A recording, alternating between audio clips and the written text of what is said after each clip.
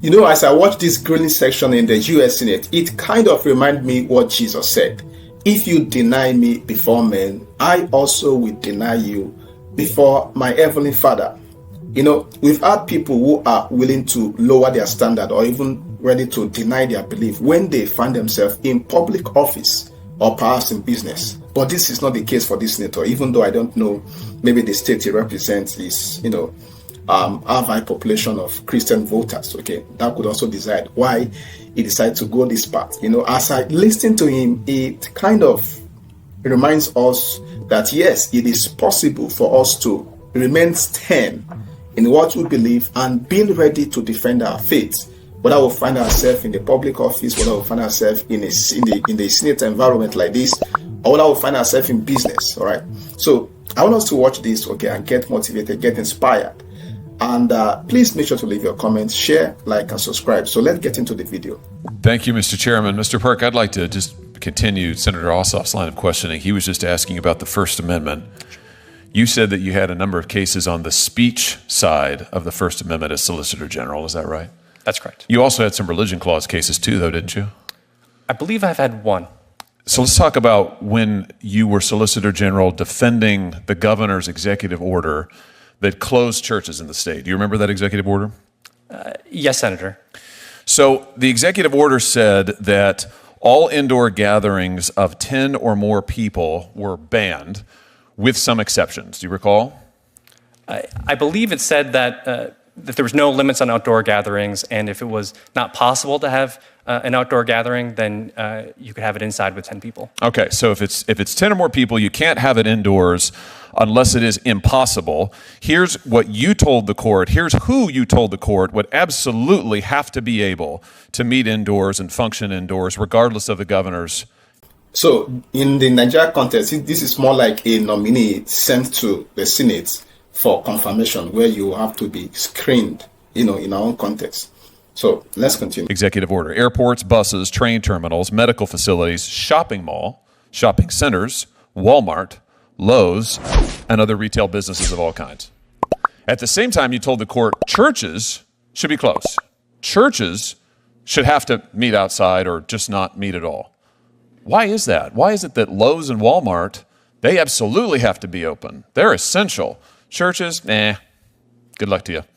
Well, Senator, of course, I didn't design that policy. I was a lawyer defending a client. But didn't you? I thought that you were the Solicitor General making these arguments.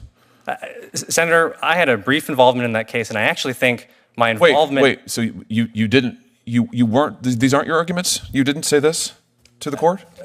Senator, I never filed a brief. So what happened is the complaint was filed, and before you weren't Solicitor General defending the executive order at the time. Oh, yes, Senator. Okay. Yes. All right. So let's just skip all that and let's just get to the substance here. You were the Solicitor General. You defended it. You made the arguments. So why is it that Walmart and Lowe's can be open, but churches had to be closed? I kind of like the way he switched this questioning. His own idea is just to hear the man's opinion. Okay, we understand that you may be doing your job, but want to know what is your argument? What is your rationale for doing this? So this is quite an intelligent way to still direct, the response to where you want it to be, even though the nominee still, kept on moving from here and there. But let's continue. Senator, I think that if you study that case, I've read the case. I have it right here. The procedural history, you'll see that it actually reflects my respect for religious liberty. So at that time, in May of 2020, the prevailing law was Chief Justice. Why is it respectful to close churches but not to close Walmart and Lowe's? Listen, I got nothing against Walmart and Lowe's. I like those stores fine. I was at both of them last weekend. But I was also in church last weekend. And what the procedural history shows is in jurisdiction after jurisdiction during COVID, governments discriminated, and I use that word advisedly, discriminated against people of faith, particularly Christian churches, Catholic churches, Orthodox Jewish synagogues, including your state, including this executive order. I want to know why. Why was it that you argued that churches ought to be closed, but Lowe's could be open? Explain that.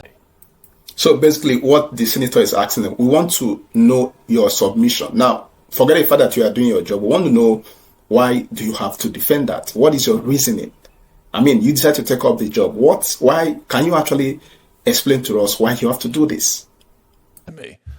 Senator, so what Chief Justice Roberts said in the South Bay decision was that those kind of retail establishments have short-lived durations, and for the relevantly similar activity was Short-lived duration. I don't know what you're talking about.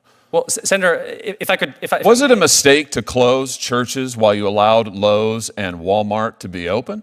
So that is what the Supreme Court held about a year later, and the point I'm trying to make I'm asking is that, you, yes, was it a mistake for you to argue to this court that it was fine to close these churches, but Lowe's and Walmart could be open? Do you regret it? So basically, what the senator wants to get at is that we want to know your personality. We want to know if you're the kind of person that is willing to live standard, regardless of what the work entails. So you're just willing to jump into any bad wagon of joy, provided it is the work, regardless of your feelings. So we just want to know your personality. Senator, I had a duty to represent my So client. you don't regret it? You have the benefit of retrospect now. Do you regret it? Senator, I don't think it would be appropriate for me to criticize the policy decisions that I was asked to You have no problem with it. Here's what else you told the court. You also told the court that if a church raised an objection to this, if the church said, no, we think we need to meet indoors, who did they have to answer to? They had to explain themselves to the sheriff or local law enforcement, the cops. And the cops would then make a determination about the church's theology. Do you remember that? Do you remember that? Yes, Senator. Yeah. And so do you remember what the court said about that? So the court enjoined the governor's order in that respect. The court says this court has grave concerns about how that answer, your answer, comports with the free exercise clause. Then the court went on to say that, you couldn't enforce the law. Why not? The government cannot treat, I'm quoting, cannot treat religious worship as a world apart from non-religious activities with no good, or more importantly, no constitutional explanation. What do you have to say about that? Senator, after that TRO order was entered, in consultation with my client, we chose not to appeal at a time when it was abundantly clear that we would have prevailed on appeal, because the prevailing law at the time was Chief Justice Roberts' concurrence in South Bay. And so I actually think that reflects... Well, so you're saying that you really were doing churches a favor by making these arguments for them, by shutting them down, while Lowe's and Walmart and bars and who knows what else were all open? Well, Senator, I didn't design that policy. You defended it, and you just sat here and told me you don't have any regrets about it. Here's the deal. I've seen a parade of people sit in your seat who did the same thing, the same exact thing. Our respect for our rights, our constitutional rights, our civil liberties, they're not tested when it's easy. They're tested when it's hard. After 9/11, we found out who really believed in civil liberties and who didn't. In the COVID era, we found out who believed in the right to free exercise and who didn't. And it looks like you didn't. And now you were in good company. There were a lot of people just like you who did what you did, who discriminated against churches, who defended it and said, well, it's a necessity. It's a necessity. But what that tells me is when push comes to shove, you think the First Amendment is optional. It's not optional. And I haven't voted for a single person who shut down churches. And I'm sure as heck not going to vote for you. And I'll just say to what remains of this administration, if you keep sending people up here who voted to shut down churches and openly discriminated against people of faith, you're going to get this reaction every darn time. You should be telling me you regret this. It was an error. It was unconstitutional. You shouldn't have made those arguments. In retrospect, you regret it. That would be the answer you should have given. You didn't, and you will not have my vote.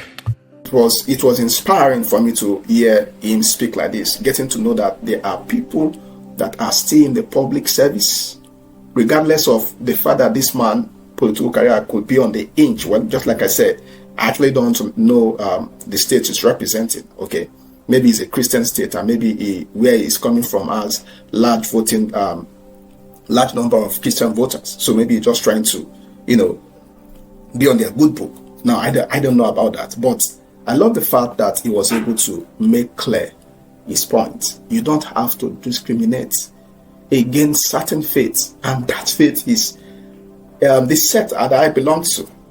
So this goes to show you that yes, there are still people who are in public service, who are in politics, and they are willing to defend what they believe and where they belong. So I do want to know what you think about this video, right? Make sure to leave your comment, like, share, and subscribe if you have not done so already. This is Ify with the Podcast Media, and till next time in the next of our video.